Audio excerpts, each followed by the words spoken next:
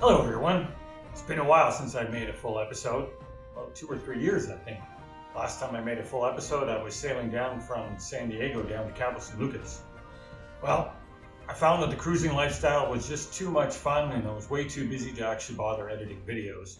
So I'm hoping over the next couple of episodes, I'm going to do a bit of a recap, kind of a highlights reel if you wish.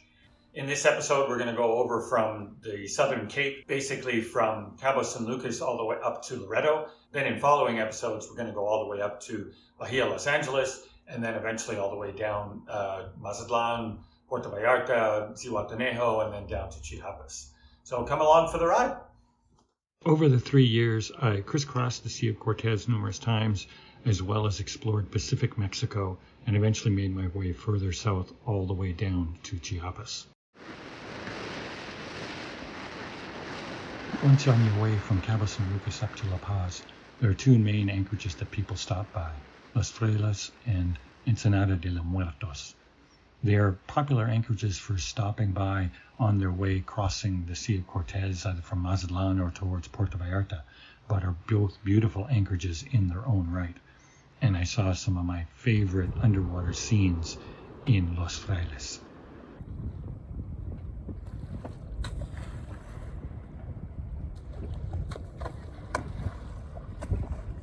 Mobile rays are fun to watch when they're jumping out of the water like this, but they are absolutely magical if you can see them below the waterline.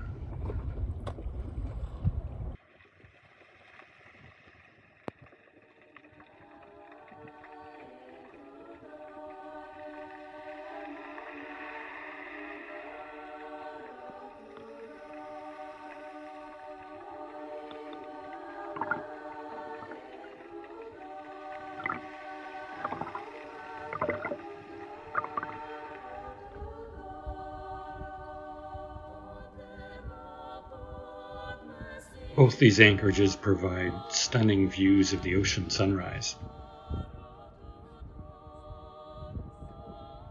On one of my trips to this area, I had some whale researchers on board.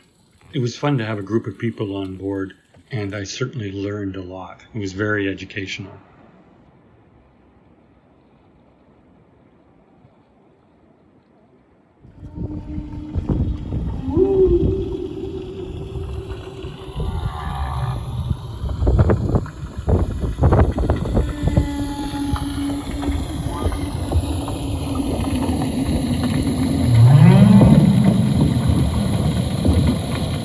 Here we had the hydrophone connected to my Bluetooth speaker as we were having dinner. Being serenaded by whales is something that I never thought would happen. They even provided their own serenade when the whales weren't singing.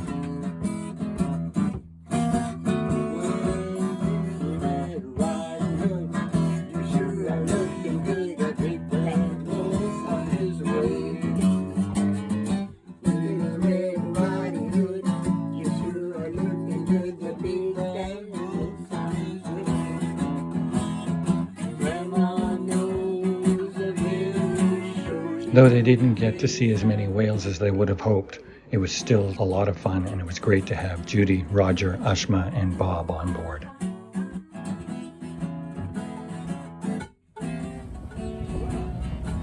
Heading northward in the Sea of Cortez during the winter months invariably means heading to windward.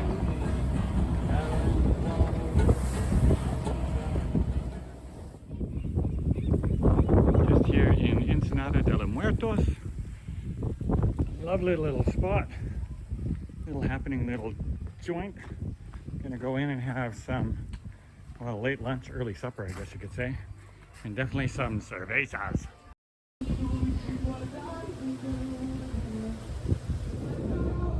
Really having to beat into the wind today in order to make any headway.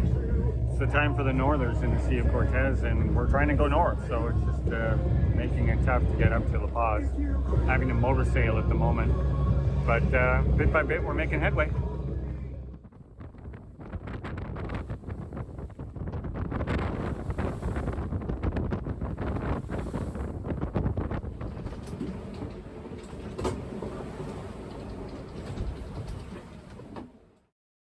The La Paz area is probably the most frequented area in the Sea of Cortez for cruisers.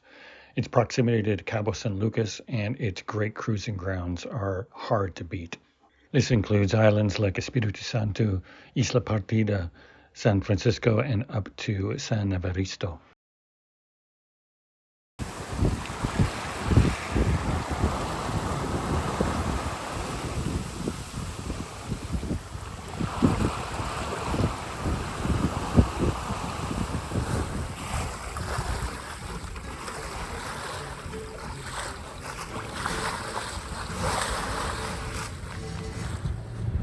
Just coming to the isthmus in between Isla Espiritu Santo on the right and Isla Pardida on the left.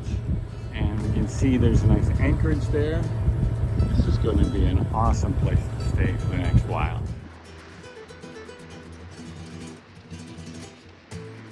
The numerous coves provide great anchorages, and both islands are part of a UNESCO Biosphere Reserve and a protected marine park.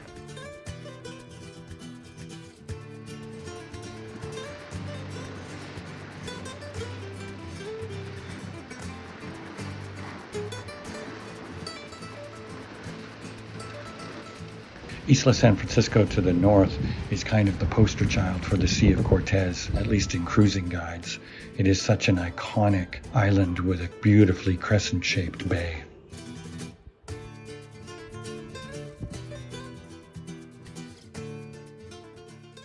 Beautiful flat calm morning. I just passed Isla San Jose, that's the tip on the right, and like Isla San Diego there in the distance. And I'm headed for Timbiache. It is totally flat calm, but there's just enough of a breeze, just barely a few knots, that surprisingly, I'm actually still able to keep going.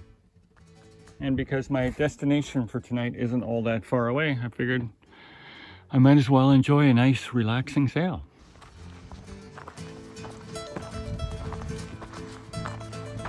Just north of Timbiache is Los Gatos, and this anchorage is another great example of some of the unique rock formations and stunning scenery offered in the Sea of Cortez.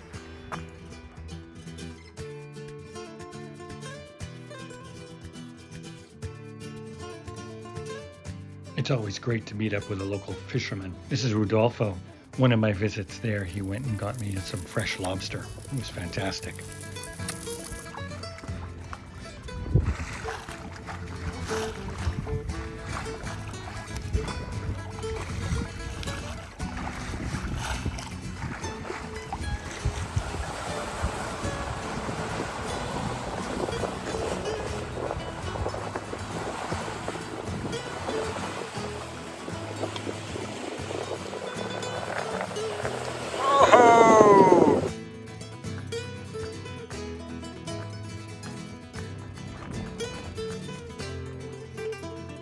Agua Verde is the next really popular stop along the way to Loretto, a beautiful bay with a few lobes that you can anchor in depending on conditions.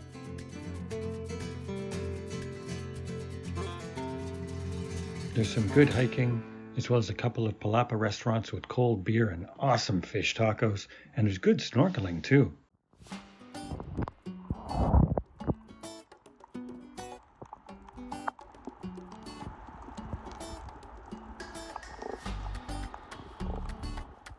It's also great when you can catch your own fish.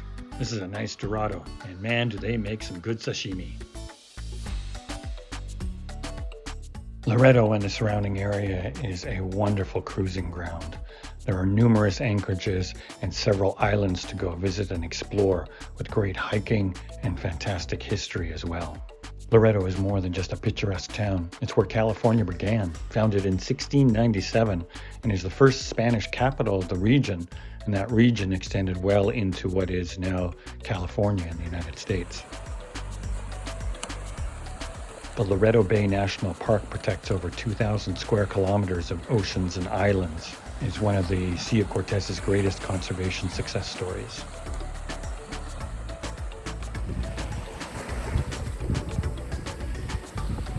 A number of different whale species frequent the Sea of Cortez, including blue whales, fin whales, as well as orca, which I've never seen, and these majestic beasts, the humpback.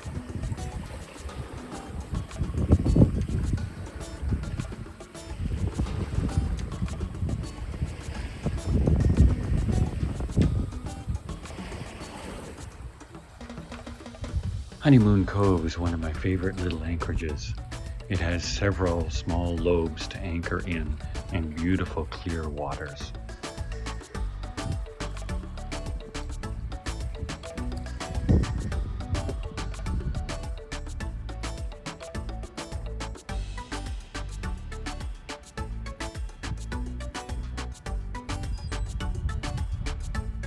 It's fun to watch a pelican dive for its dinner, but seeing so many of them in one time was just awesome. It became apparent why so many pelicans were dining here when we went for a hike. Looking down on the water, what I thought actually was seaweed or dark rocks turns out to be an entire school of fish so thick you can't see the bottom despite the clear waters.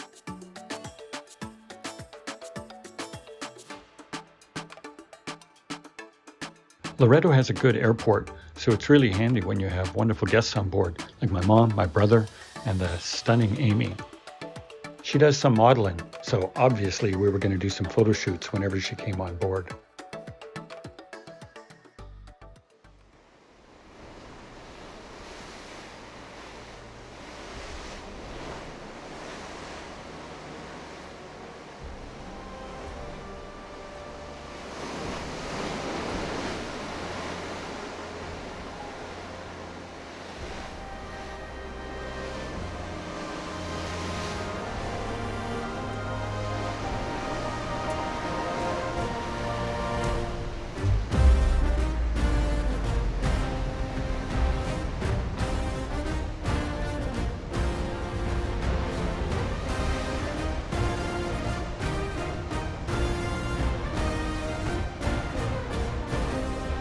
Well, I think that's enough for this episode.